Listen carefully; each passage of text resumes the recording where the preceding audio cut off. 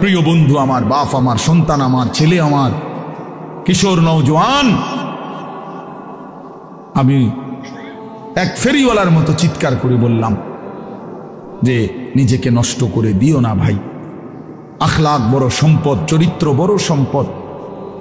নারীর আসক্তি, জিনা ব্যভিচারের দৃশ্য, উলঙ্গ দৃশ্য, নারীর লোভ, বিশ্বাস করো তোমার দুনিয়াও শেষ করে দিবে, আখিরাতও শেষ করে দিবে।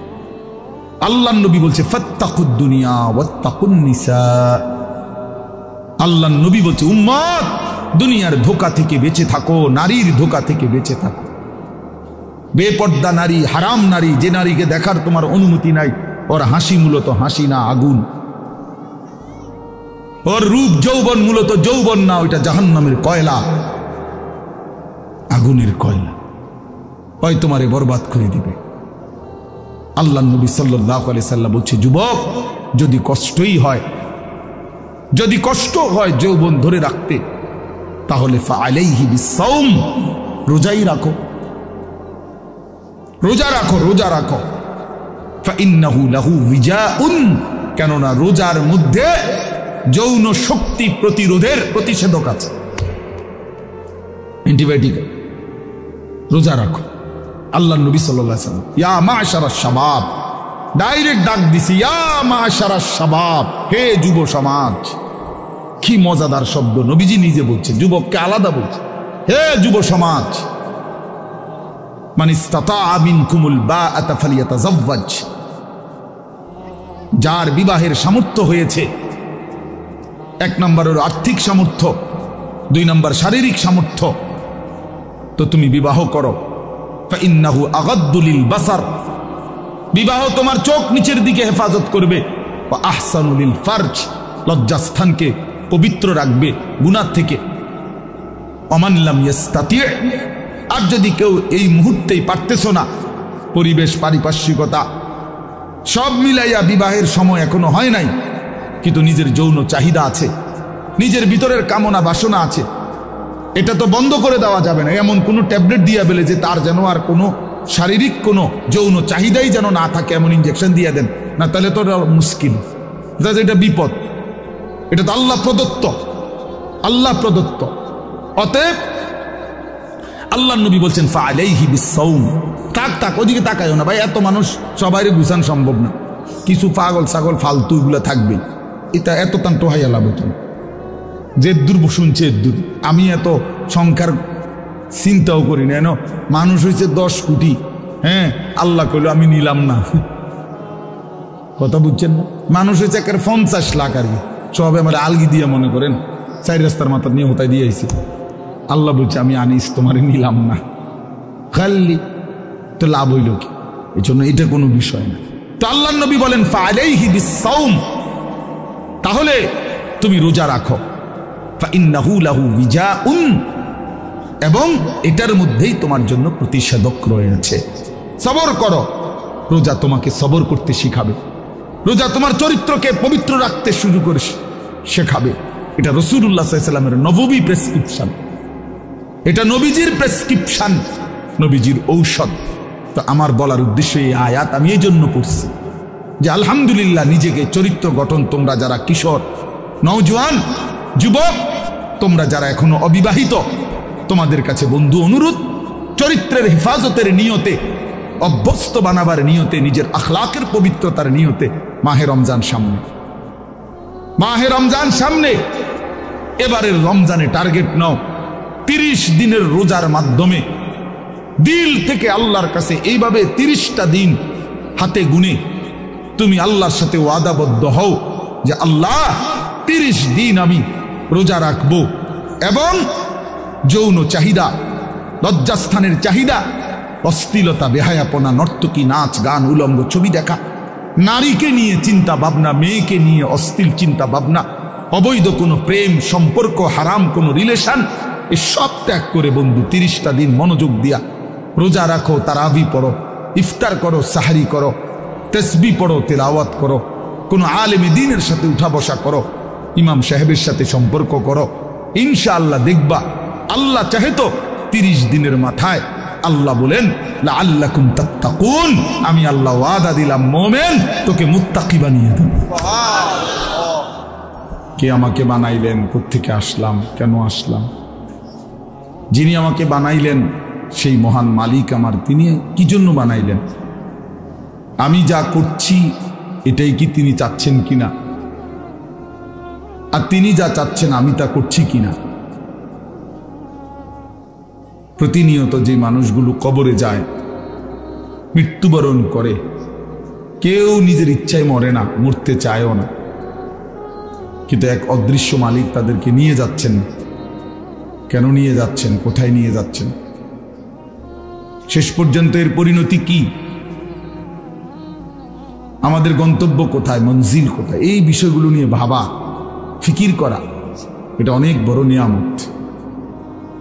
আর শুধু দুনিয়া খাইলাম, ঘুমাইলাম, পেশাব পায়খানা করলাম, যৌন চাহিদা পূরণ করলাম, লজ্জাস্থানের চাহিদা পূরণ করলাম, যা মন চাই তাই করলাম, প্রিয় ভাই, এটা কাফির মুশরিকদের স্বভাব। কোরআনুল কারীমে স্পষ্ট আছে, আল্লাহ তাআলা বলেন কাফিরদের কথা হলো মা হিয়া ইল্লা হায়াতুনা দুনিয়া, জীবন বলতে আর কিছুই নয়, শুধুই দুনিয়া, এটাই জীবন। নামুতু ওয়া নাহইয়া, মরছি বাঁচতেছি, কেউ মরে কেউ বাঁচে, এই জীবন। খাইয়া পয়রা দুনিয়া, ভোগ বিলাসিতার দুনিয়া, চাওয়া পাওয়া, প্রাপ্তি অপ্রাপ্তি, সবটাই দুনিয়া। আল্লাহ তাআলা কোরআনুল কারীমের মধ্যে বলেন এটা কাফিরদের কথা, ওয়াকালু মা হিয়া ইল্লা হায়াতুনা দুনিয়া। তাহলে বেঈমান নাফরমান কাফেরের কথা এটা, যে জীবন মানে শুধুই দুনিয়া। আর কোরআনুল কারীমে আল্লাহ বলছেন জীবন মানে কোনটা, এটা তো কাফেরে না বলে যে জীবন মানে কি দুনিয়া, আর আল্লাহ বলেন জীবন মানে কি, ওয়া ইন্নাদ দারাল আখিরাতা লাহিয়াল হায়াওয়ান। কোরআনুল কারীমে আল্লাহ স্পষ্ট বলছেন, বান্দা শোনো, নিশ্চয়ই আখিরাতই হচ্ছে জীবন, লাহিয়াল হায়াওয়ান, আখিরাতই হচ্ছে জীবন। ওয়া মা হাদিহিল হায়াতুদ দুনিয়া ইল্লা লাহবুন ওয়া লাইব। আল্লাহ তাআলা বলেন, এটা একটু নামাইলে ভালো আছে, অপারেটর ভাই এটা একটু নামাই দেন, সামনে এটা একটু উঁচা মনে হইতেছে, দেন, হ্যাঁ ছেড়ে দেন, হইছে। আল্লাহ তাআলা বলেন দুনিয়ার জীবন বান্দা আর কিছুই নয়, ইল্লা লাহবুন ওয়া লাইব, শুধুই তামাশা, শুধুই খেলাধুলা। তাহলে আল্লাহ বলছে দুনিয়া খেলাধুলা, দুনিয়া তামাশা। তাহলে জীবন কোথায়? আখিরাত।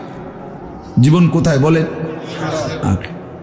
আর বেঈমানের কথা হলো জীবন কি? খালাস। অতএব ইমানদার এবং বেঈমানের মধ্যে নিজেকে বুঝে নেওয়া উচিত, নিজের পরিচয় নিজেই তালাশ করে নেওয়া উচিত, আসলে আমি ইমানদারদের অন্তর্ভুক্ত না বেঈমানের অন্তর্ভুক্ত। আমার মানসিকতা দেখলে, চলাফেরা দেখলে বুঝাই যায় কে ইমানের পথে আছে আর কে কুফুরির রাস্তায় আছে, এটা আন্দাজ করা যায়, এটা বুঝাই যায়। যার যখন যা মন চায় তাই করা, আমার যা মন চায়, চুল, জামা, শার্ট, প্যান্ট, হাঁটা চলা, কথাবার্তা, রুচি, আচার আচরণ, খাবার দাবার, লেনদেন, আয় রোজগারে কোনো হালাল হারামের পার্থক্য নেই। নিজের মারেও দেখে, পরের বোনকেও দেখে, আপন বোনের দিকেও তাকায়, রাস্তার নারীর দিকেও তাকায়। তার মানে হালাল হারাম বলতে কিছু নেই। ন্যায্য বেচ্চা টাকাও নেই, সুদের টাকাও নেই, যা মন চায় তাই। অর্থাৎ হালাল হারাম, জায়েজ না জায়েজের, আল্লাহ রসুলের বিধিবিধানের কোনো পরোয়া যে করে না, মনের ইচ্ছা মতো যে চলে, এর উদাহরণ আল্লাহ কোরআনে দিছে। ফাআতবাআহু শাইতান, দুইটা আয়াতে ওই দেখুন, মানে কিছু বেয়াদব থাকবেই। এই যে একজন, মানে কিছু ছেলে থাকবেই বেয়াদব, শেষ পর্যন্ত গাদ্দার। যে হুজুর আপনি নিষেধ করলে কিছু আমি শুনবো না, আমি কোনো সময় কারো কথা শুনি না, আজকে হঠাৎ আপনার কথা শুই না, আমি এই বেদবি করবো কেন? এখন কেমন লাগলো তুমি যে লজ্জা পাইলা? বলো বাবা, আমি কি সুন্দর করে বলছিলাম কিনা বলেন? প্রথম আমি অনেকেই নামায় ফেলছে, নামাইছে না? তা তুমি শুনলা না কেন? এখন তো সবাই দেখলো তোমার। এই জন্য এইটা একটা মানসিকতা যে আমার মনে যা চাই তাই। এবার এখানে কারো বিধিনিষেধ মানবো, আমি এমন মানুষ না। তো আল্লাহ তাআলা বলেন সূরা আরাফের মধ্যে আছে ফাআতবাহু শাইতান, শয়তান যার পিছে লাগছে। ওয়ালাকিন্নাহু আখলাদা ইলাল আরদ, পরের আয়াতে আছে যে এই দুনিয়াটাকেই স্থায়ী মনে করে নিছে। ওয়াত্তাবা হাওয়াহু, আরে আল্লাহ, ওয়াত্তাবা হাওয়াহু, এবং যে মনের ইচ্ছা মতো মনের চাহিদা অনুসরণ করে, তার মনে যা চায় তাই। তিনটা জিনিস, শয়তান যার পিছে লাগছে, দুনিয়াটাকেই যে স্থায়ী মনে করে নিছে, মনের ইচ্ছা মতো যে চলছে। প্রিয় বাপ, সবাইকে বলি, আমাকেও বলি, আপনাদেরকেও বলি, আল্লাহর কসম কোরআনে বলছি, এখানে সব আলেম হাফেজ আছে, আর হাফেজ তো এনে বসাই, হাফেজ গড়ার কারিগর। তো আল্লাহ তাআলা বলেন এই আখলাক যাদের, ফামাসালুহু কামাসালিল কালব, কোরআন শরীফের আয়াত। আল্লাহ বলেন এই লোকের উদাহরণ হলো কুত্তার মতো, কুত্তার মতো, কুত্তার মতো, কুত্তার মতো, কুত্তার মতো। এটা কুত্তার মতো। কালব অর্থ কি? ফামাসালুহু কামাসালিল কালব। আল্লাহ তাআলা বলছেন নিজের পরিচয় মিলায় নাও দোস্ত, নিজের জিন্দেগি মিলায় নাও। সারাদিনে এক ওয়াক্ত নামাজ পড়তে মন চায় নাই, আর নিজের মনে যা চাইছে তাই করলা, খালাস। নিজের পরিচয় হিসাব করে নিলে ভালো। আল্লাহ তাআলা পরিচয় দিছে ফামাসালুহু কামাসালিল কালব, তার উদাহরণ কুত্তার মতো। ইন তাহমিল আলাইহি ইয়ালহাস আও তাতরুকহু ইয়ালহাস। আল্লাহ বলেন কুত্তার স্বভাব, দৌড়ানি দিলেও জিব্বা লম্বা করে হাঁফায়, ছাইরা দিলেও জিব্বা লম্বা করে হাঁফায়। কুত্তা দাঁড়াইয়া থাকলেও জিব্বা লম্বা করে, শ্বাস নেয় এরকম করে, আর দৌড়ানি দিলেও জিব্বা লম্বা করে শ্বাস। অর্থ হইল পাইলেও জিব্বা লম্বা করে, না পাইলেও জিব্বা লম্বা, জিব্বা লম্বা। এই জন্য দোস্ত, আল্লাহ তাআলা স্পষ্ট পরিচয়। এরপরে যদি কারো লজ্জা না হয় তো তারে আর কি করবে? এরপরে যদি কারো বিবেক না থাকে যে আরে যা বেটা, আমার কুত্তা কক, শুয়োর কক, আমার বেডি আমি সামু, আমি মোবাইলে সামু চাই, আবার কিতাক মানুষ কক না গরু নালে ছাগল, আমি নারী দেখবই, আমি ছবি দেখবই, আমি অশ্লীল দৃশ্য দেখবই, আমি সেজদা দেব না। আরো যদি আমারে যদি কুত্তার তুলু নিচে নামায় দেও, আমি নিলাম না, আমার গায়ে লাগাইলাম না, আমি আমার মতো চলবই, তো ঠিক আছে ভাইয়া, ঠিক আছে। লাস্তা আলাইহিম বিমুসাইতির।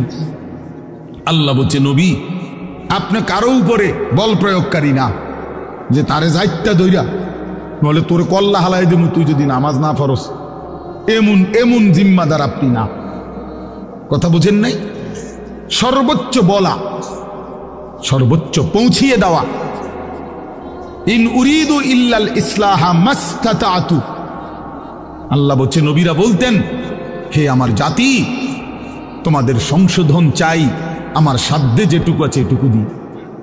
মাস্তাতাতু অর্থ হলো আমার সাধ্য মতো, আমি যেদূর পারছি এদূর, আমি যেদূর বলার সুযোগ পাইছি এদূর, যেদূর চেষ্টা করছি বুঝাইতে এদ্দুর, এরপরে আর কিছু করার নাই।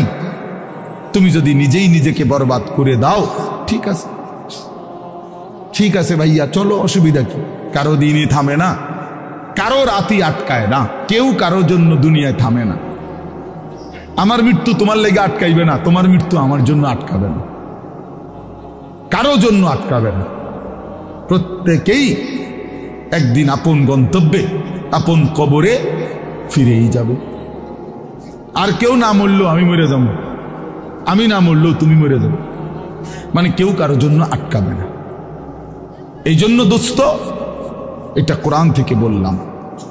আল্লাহ তাআলা বলেন, আরাআইতা মান ইত্তাখাযা ইলাহাহু হাওয়াহু আফা আনতা তাকুনু আলাইহি ওয়াকিলা আম তাহসাবু আন্না আকসারাহুম ইয়াসমাউনা আও ইয়াকিলুন ইনহুম ইল্লা কাল আনআমি বাল হুম আযাল্লু সাবিলা।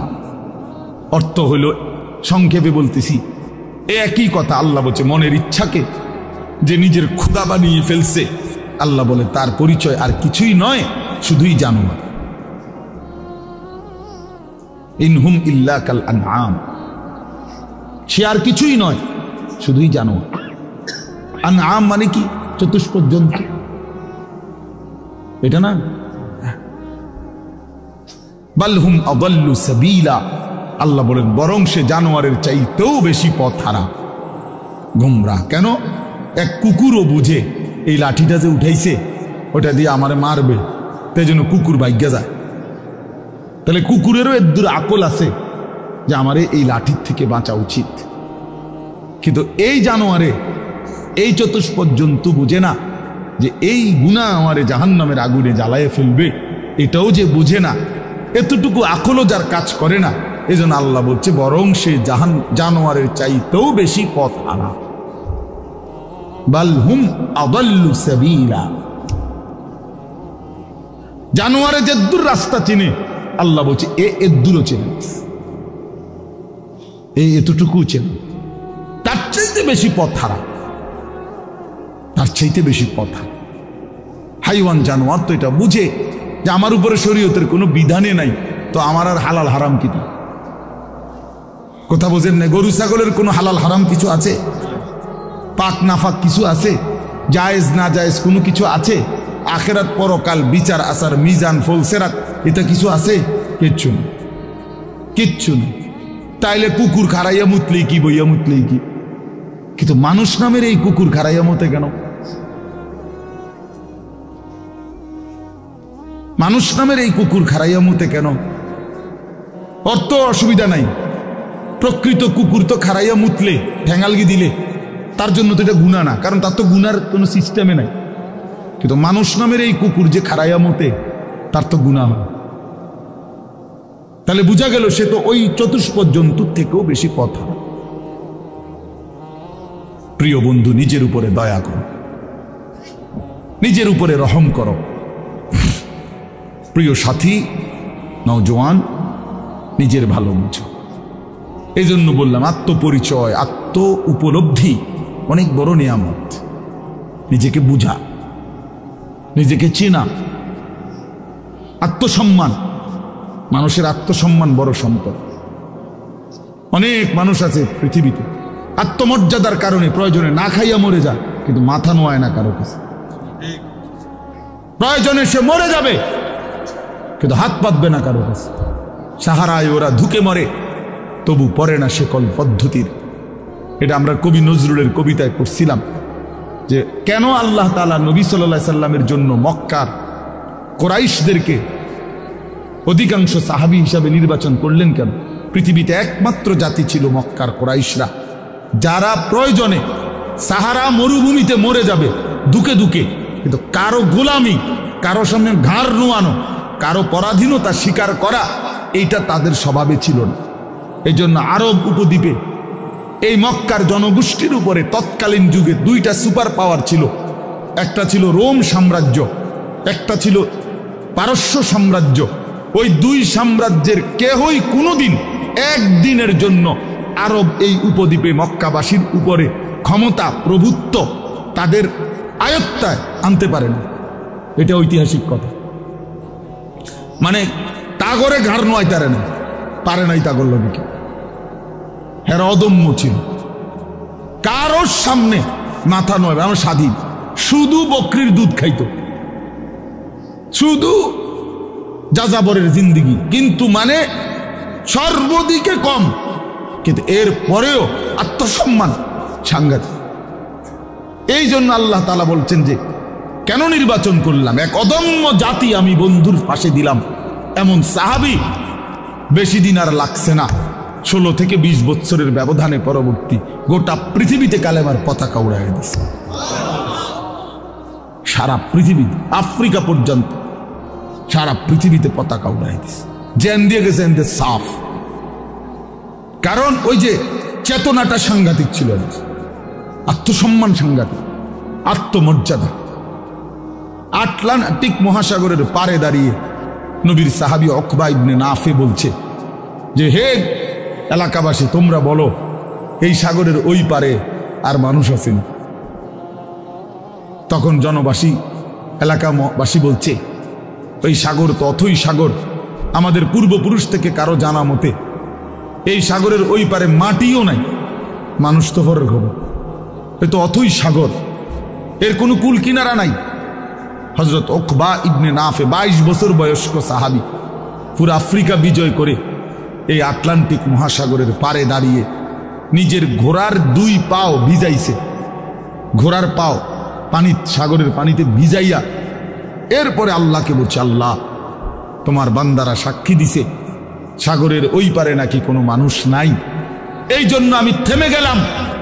যদি খোদার কসম মাওলা একজন লোক বলতো ওই পারে একজন মানুষ আছে, আমি আল্লাহর কসম রব এই ঘোড়া নামায় দিতাম, ওই লোকটার কাছেও কালেমার দাওয়াত পৌঁছাইতাম। একজনের জন্য আমি সাগর পাড়ি দিতে রাজি আছি, কিন্তু কেউ তো বলে না আর কোনো লোক নাই, এজন্য থেমে গেলাম। এই ছিল জিন্দিগি বন্ধু। এজন্য বললাম প্রিয় ভাই আমার, সবাই সবাই যার যাদের, তোমারে নিয়া আমারে নিয়া ইয়াহুদিয়ে নাসায়, বান্দরের খেলা খেলায়। আহা, 1 বছরের মধ্যে তোমার চুল কতবার বদলাইলো, 1 বছরের ভিতরে তোমার প্যান্ট কতবার বদলাইলো, 1 বছরের ভিতরে তোমার জামা গেঞ্জি কতবার বদলাইলো, 1 বছরের ভিতরে তোমার কথা বলার চলাফেরার ডিজাইন কতবার বদলাইলো। তাইলে তোমারে নিয়া বেঈমানে বান্দর খেলা খেলা, বেঈমানে ডুগডুগি বাজায়, আর তুমি নাচো। ছি ছি ছি ছি ছি। কথা তো ছিল এই, আমাদের বাংলাদেশের একজন বক্তা আছেন, বড় দিল দরদি বক্তা, হযরত মাওলানা মুফতি নজরুল ইসলাম কাসিমি দামাত বারাকাতুহুমুল আলিয়া। উনি বলছেন যে আমি জীবনের এই 35-40 বছরে ইউরোপের শত শত দেশে প্রতিনিয়ত ভ্রমণ করছি। যে ইউরোপ আমেরিকার এক স্টেটে নাস্তা খাইছি, আরেক স্টেটে দুপুরের খাবার খাইছি, এইভাবে অনবরত সফর করছি, কিন্তু কোনোদিন জীবনের এই লম্বা সময়ে গোটা ইউরোপে আমার এই পাঞ্জাবি টুপি লেবাস একদিনের জন্য বদলাই নাই। আর এই গোটা ইউরোপের কোনো এয়ারপোর্টে কোনোদিন আমার 1 ঘন্টার জন্য 10 মিনিটের জন্য আটকায়ও না। আমার পাসপোর্ট, আমার লেবাস বরাবর, আমার পাসপোর্টে লেখা আমার ধর্ম ইসলাম, আমার পোশাকও বলে আমি মুসলমান, খালাস, আমারে আটকায় নাই। এই জন্য দোস্ত আমার, বন্ধু আমার, আত্মমর্যাদা, আত্মসম্মান অনেক বড় সম্পদ। আজকে তোমরা ছেলেরা, বাবারা অনেক সুন্দর, তোমরা নওজোয়ান, এই 10 মিনিটের ভিতরে 5 মিনিটের ভিতরে ছুইটা আইসা মাশাআল্লাহ কোরআনের মহব্বতে, আল্লাহর দ্বীনের ভালোবাসায় ছুটে আসছো। শুনতেই তোমরা মাঠ ভরে এখন দৌড়াইয়া আইসা বসছো, এটা ভালো দিক, এটা প্রশংসনীয় দিক। এটা বুঝাই গেল তোমরা যেই মনে করো আমি আসছি তো আসছো, কিন্তু বাকি এটা তো জানো যে আমরা তো আল্লাহর কথাই বলি, অন্য তো কোনো কারণ নাই। এখানে কোনো ত্রাণও নাই, রিলিফও নাই, এখানে অন্য কোনো টাকা পয়সা বিলি নাই, বন্টন নাই, শুধুই আল্লাহর কোরআনের কথা বলা হবে, এটাই মাকসাদ। তো এইটাই শুনতে আসছো, মহব্বত করেই ছুটে আসছো, ভালোবাসা নিয়েই বসছো। আমি তোমাদেরকে জন্য অনুরোধ করি প্রিয় ভাই, আরেকটু আল্লাহর জন্য আগাও। দ্বীনের জন্য আরেকটু আগাও, ইসলামের জন্য আরেকটু আগাও। তোমার কলিজায় যেহেতু বুঝেই আসছে ইসলাম সত্য, কোরআন সত্য, আল্লাহ সত্য, রাসূল সত্য, আমি মুসলমান, এটা যেহেতু গৌরব তোমার, এটাই যেহেতু ইজ্জত। প্রিয় বন্ধু, তুমি যদি আল্লাহর কথা মানার ক্ষেত্রে, দ্বীন মানার ক্ষেত্রে, নামাজ পড়ার ক্ষেত্রে, আল্লাহকে রাজি খুশি করার ক্ষেত্রে আরেকটু যদি হিম্মত করে আগে বাড়তে পারো, খোদার কসম ইনশাআল্লাহ আগামীর ইসলামের পতাকা তোমাদের হাতেই উড়বে ইনশাআল্লাহ। ইসলাম উড়বে, ইসলামের পতাকা উড়বে। কাফের বেঈমান সব জায়গায় হেরে যাচ্ছে, জালেম সব জায়গায় হেরে যাচ্ছে। 7ই অক্টোবর 2023, 7ই অক্টোবর 2024, কত হলো? 1 বছর। নভেম্বর, ডিসেম্বর, জানুয়ারি, আরো 3 মাস, কত হলো? 15 মাস।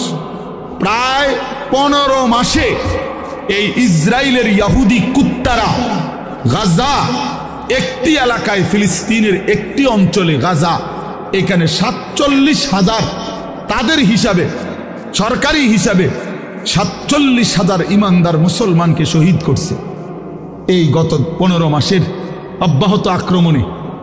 47,000, বাস্তবে আরো অনেক বেশি।